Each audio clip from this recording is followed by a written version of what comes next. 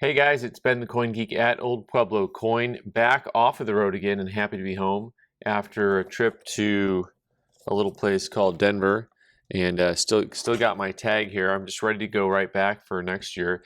Um, Let me first of all mention, of course, as always, uh, encourage you to like and share videos, but also to subscribe, because what'll happen is if you hit that notification bell after you subscribe, your phone will tell you when there's new videos. We have new videos every day, so it's worth just kind of checking in. If you're not subscribed and you're not, notified or whatever, just check back every day and search for the Coin Geek. But then what you'll have to do is you have to sort the videos by newest. I'm telling you this because I know some of you don't want to hit any of the buttons and do any of the stuff, but you want to watch the content anyway. And I don't make up the YouTube rules, I just try to explain them. So you're going to want to follow, because this week we have a lot of stuff going on related to the Denver show. I'm going to have multiple new purchase videos coming up throughout the week, and it should be a lot of fun. So for everyone who is at Denver, thank you so much for stopping by. There was probably a few too many of you to name, but it was definitely electric. I'm really excited about the future of the hobby after seeing what was going on at the Denver show. And thanks for coming by. Coins are neato. It's really good time, good experience, good fun, no matter what your age is. And we're going to go on with what this show may have in store for you, and that's going to be the Denver Coin Show. How was it? What was it? What's the coin market like? First of all, some cultural observations and some travel observations. I like the trip. It's like 13-hour drive from Tucson to Denver, but it's nice scenery, in my opinion. Some of you don't like the open road or the scenery, so I get that. But I think it's a pretty nice little drive, and something that for those of you who like the open road, it's worth doing. And for those of you in Denver who were there, it's a really fun drive. So I can see you in January in Tucson at our show. Speaking of the January show in Tucson, it is now officially being sponsored by, of course, the Coin Geek, but also by Stax Bowers. So thanks Stax Bowers for hashtag sponsoring, and hopefully we'll have some more coming down the road here. For those of you who watched our live stream last week, we had some fun with Front Range Coins.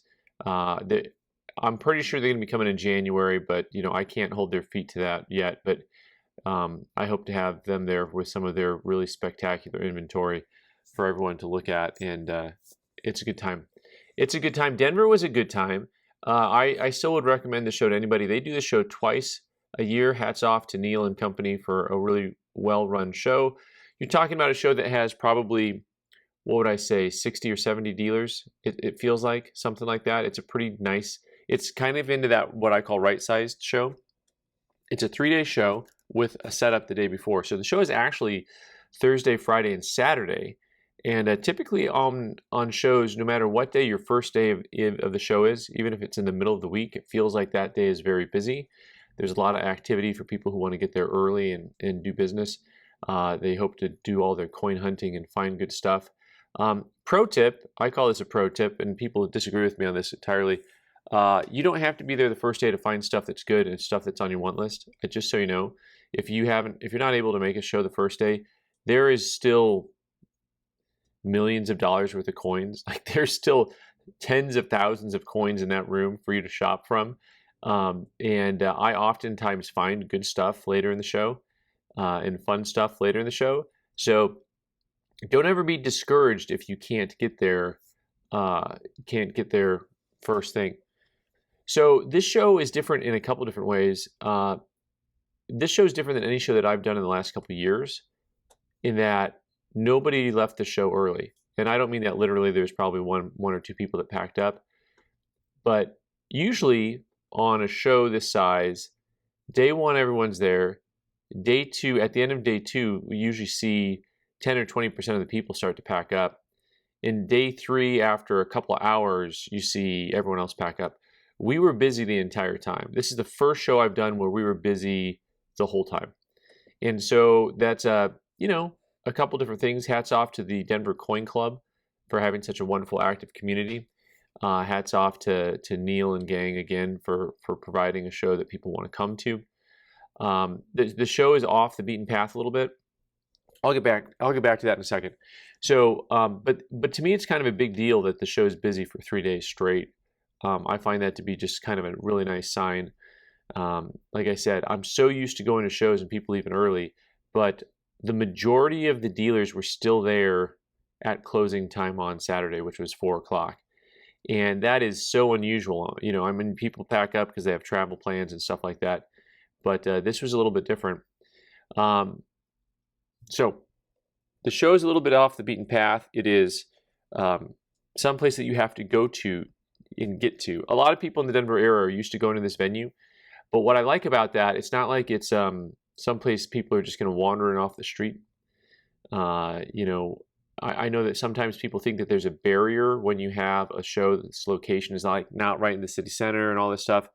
But honestly, that keeps out people who are just wandering by coming in. And you know, you as a collector or a dealer, you don't need a lot of what you might call looky-loos walking around, right? You don't need the people who are going to be in front of you who aren't going to be spending money, and you don't need people in front of you when you're trying to shop and they're just window shopping, right? You're like, get out of my way, you know, I want to look at some coins here. You know, you don't know what a coin is, let me see something. So not that don't push them, that's not what I said. I didn't say push them. So the market overall, I think, is still very good. Like, you know, so prices are coming down on certain things, but we talked about that previously on the channel. You know, when Carson City GSA dollars go from $175 before COVID to $400 during COVID, it's like, that's not sustainable. That's not the real. You know, it's going to come back down. And they have. And so that's okay. There's other dollars and stuff that's more common that have come down in price. You know, 90% has come down in price. By the way, here we are. Maybe we should talk a little bit about the bullion market. So the Denver show, in general, there's not as many bullion dealers and stackers. There's also not as many foreign paper or ancient dealers. It's a lot of U.S. type. There were some paper dealers there and some people with a little bit of world and foreign. But for whatever reason, that show seems to be heavily concentrated on U.S. dealers. I don't think that's intentional. You know, there was across from us a guy who did almost entirely bullion, and so across from us the other way, there's guys who had some nice paper stuff. So don't misinterpret what I'm saying. But you know, some shows you go to and you'll have, you know, a really decent percentage of dealers there that are doing world and foreign stuff, which is, you can make fun of me already for saying world and foreign stuff that's not U.S. What do you want to say, right? But it's definitely a show that's worth going to, and the market is still strong for stuff that is considered to be like fresh to the market, so to speak, which I always find to be funny because as long as you haven't seen my stuff in a couple months, it should be fresh to you. But overall, we did a lot of business at this show, which is good. I mean, we did a lot of buying and selling. There wasn't just one single thing. I sold some ancients. I sold some world. You know, I sold some paper. I sold plenty of U.S. type. A lot of collectors were looking for things to fill their sets out with. Other people don't have a game plan when they go to a show, so they were just looking at, you know, trying to find something that really caught their eye. And so that's also fun. And so anyways, I hope to do the show again next fall in October. They do the show in May and October, and you know, just whatever fits into my schedule. But it was a very exciting time for me because, like I said, we've got people that we're recruiting to come down and do the Tucson show in January. And, you know, I had fun doing a live stream up there with someone else's inventory, which for me is always fun. And I got to meet a whole bunch of you guys, and to everyone who stopped by, thank you. I really appreciate it. I got to see, one of my favorite things that I saw there was a 1917 double die penny. And it's actually one of my favorite errors that I've never found and never owned. I'm trying to remember if we've had one at the shop like 20 years ago or something, but I've never found one. As a kid, I always looked for a 1917 double die penny, and they're just very hard to locate. But I was so glad that a customer brought one over for me to look at, because the doubling is really cool. I mean, it's not like a small doubling, it's pretty dramatic. So that was kind of a fun thing. And of course, there's people there with really expensive coins you get to have fun with and look at stuff you haven't seen before. If you didn't see the live stream, the stuff from Greg and Melissa over at Front Range, he has some beautiful coins, and so I got to play with his stuff, which was fun. Other than that, so the rest of this week, like I said, I bought a lot of stuff at the show that's going to make for some fun stuff for y'all.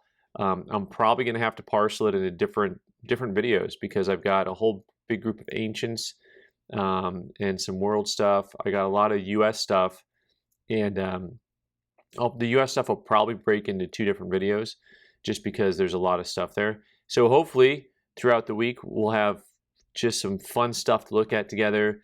And I got a lot of weird stuff to make some more educational videos about, so I'm excited about that. Anyway, hopefully I'll see y'all soon. Everyone in Denver, thank you. Everyone in Denver is friendly. I love it. Come on down to Tucson and have a good time here in January. And everyone else, have a great week. I look forward to showing you guys some new inventory. All right. Thanks so much for watching. I'm Ben the Coin Geek. You can subscribe by clicking on the owl button in the corner and watch more videos on the right side of the screen. Thanks.